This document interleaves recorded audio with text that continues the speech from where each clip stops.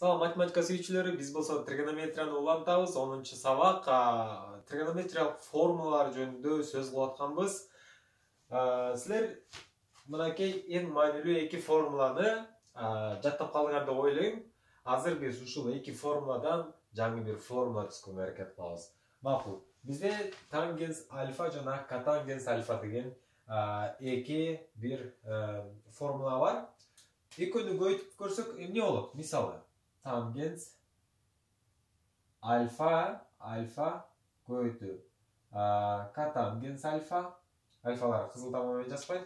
Булар аргументтер.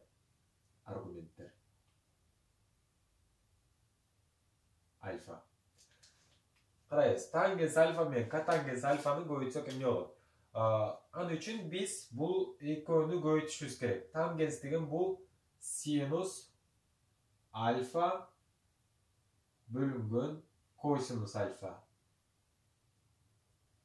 Демек тангенсти жаздым мынакей, тангенс. Мына бул тангенс, бул дагы тангенс. Экөө бири-бирине барабар.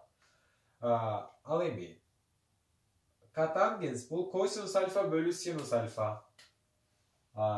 Косинус альфа бөлү синус альфа. Мынакей котангенс альфа бул ушул экөө бири-бирине барабар. Карайбыз достор. Барабар. Демек, синус альфа менен синус альфа кыскарат, косинус альфа менен косинус альфа кыскарат дагы бизде жооп 1 болот. Демек, биз тангенс альфа менен котангенс альфаны бири-бирине көбөйтсөк, 1 деген жоопту алат экенбиз. Эми бизге мунун кереги жок. Биз жөн гана далилдеп алдык. Бул бизде 3-чү формула түзүлдү дегенди түшүндүрөт. Муну дагы жакшыраак белгилеп коеюн. Эгерде ким унутуп калат болсо, унутпайсыңар го дейм достор. Себеби эң негизги ушул эки формуланы жаттап алсаңар, калган өзгөрүп түзүп кете бересиңер. Азыр мен силерге эч кандай далилдөөсүз бир формула жазам. Аны силер кадимкидей жаттап калышыңар керек. Бул тригонометрияда ушул 3 формуладан дагы эң маанилүү формула тригонометрия боюнча. Ал кайсыл формула? Карайбыз. Синус альфа плюс косинус альфа барабар 1-ге.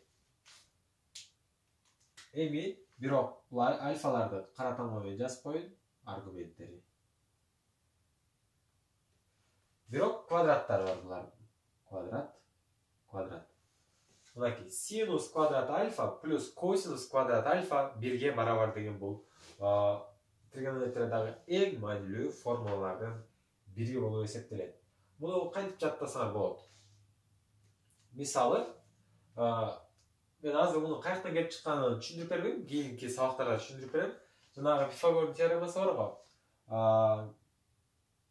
Бул жакта 3 бурчтук болсун дейли, бул жер x болсун, бул жер y болсун, анан бул жер 1 болсун. Эмне үчүн 1 деп атам? Анткени биз айланада иштеп атканбыз, мына бул борбору да. Бул борбору, анан бул айлана болсун да.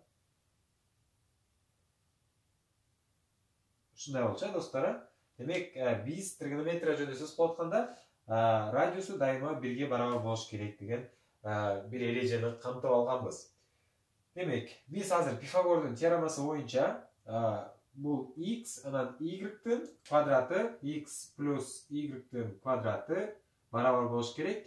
Кайса гипотенузанын квадратына 1-тин квадраты, 1-тин квадраты 1-ге барабар. Эми силер достор, ушул эрежеге ассоциация кылып, окшоштуруп эле ушул формуланы жаттап алсаңар болот. Башкача айтканда, синустун квадраты плюс косинустун квадраты 1-ге барабар болот деп. Унутпайсызбы достор? Унутпашыбыз керек. Квадраты эмне үчүн ушул жакка жазылат, достор? Эмне үчүн ушул жакка жазылат? Бул синус альфа көбөйтүү синус альфа дегенди түшүндүрөт. Синус альфа көбөйтүү синус альфа дегенди түшүндүрөт. Эгерде силер бул жакка жазып койсоңор, синус бул бир эле жолу болот, бирок альфа көбөйтүү альфа болуп калат да. Түшүнүктүү достор? Ошондуктан силер квадратты бул жака жазышыңар керек. Синустан 2 жолу деген түшүндүрөт. Кайра кайталайм достор. Синус квадрат альфа плюс косинус квадрат альфа 1-ге барабар. Түшүнүктүүбү? Синус квадрат альфа плюс косинус квадрат альфа 1-ге барабар. Унутпайбыз. Жаттап калабыз. Мен муну кара атайын булут менен белгилеп коеюн. Эсиңерден чыкпаш үчүн. Бул эң маанилүү. Булардан дагы маанилүү формула. Демек, тригонометриялык бирдейлик деп коет да, мынучу. Окшоштук десе болобу, же кандай болот. Демек, синус альфа квадрат, косинус альфа квадрат 1-ге барабар. Тангенс альфа көбөйтүү котангенс альфа дагы 1-ге барабар. Ошол негизинде биз дагы бир жаңы формула чыгарабыз. Ал формула, демек, тангенс альфа көбөйтүү котангенс альфа. Так, альфаларды кызыл менен белгилейм. Силер эмне үчүн кызыл менен белгилеп атат деп ойлобуңар, мага жагып атат ушул. Ошон үчүн эле белгилеп атам, кара менен эле белгилеп койсом болот болчу. Барабар болот. Кайсыга? 1-ге барабар болот экен. Ал эми могул синус квадрат альфа плюс косинус квадрат альфа дагы 1-ге барабар да. Башкача айтканда, ушул формуланы биз 1 деп эле айтып койсок болот. Мону баары 1 деп айтып койсок болот. Бул 1-ди алып келип бул жакка жазабыз.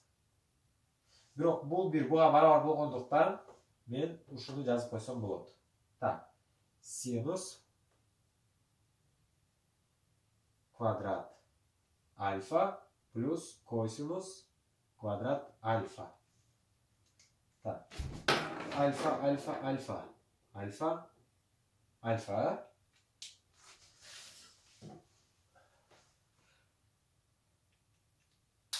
Мынакей достор, тангенс альфа көбөйтүү котангенс альфа барабар синус квадрат альфа плюс косинус квадрат альфа. Бул жактан белгилерине көңүл бурсаңар, достор, бул жакта көбөйтүү болуп турат, бул жакта кошуу болуп турат. Алмаштыра албаган макул, жакшыраак көңүл бурула. Демек, мен азыр дагы бир жаңы формула чыгардым. Бул формулалардын баары кийинки практика сабактарыбызда аябай керегин тийгизет. Мынакей достор, мен бул жака азыр 5 сонун формула чыгардым. Эң негизги эле силер жатташыңар керек боло турган эң негизги формула бул синус квадрат альфа плюс косинус квадрат альфа 1-ге барабар деген формула. Анан экинчи орунда ушул 2 формула. Анан кийин үчүнчү орунда буну жатташтын кереги жок. Силер анткени мындан муну чыгарып алсаңар, эгерде муну чыгарып алсаңар, экөөнөн муну чыгарып алсаңар деген түшүнүккө келебиз. Бүгүнкү сабак ушу менен жыйынтыкталат. Сабак жакса лайк басканды унутпайбыз, комментарий калтырып, жана эң жакшы көргөн достор менен видеону бөлүшүп койгула достор. Ийгилик каалайм баарыңарга, ар бир күнүңөр пайдалуу өтсүн.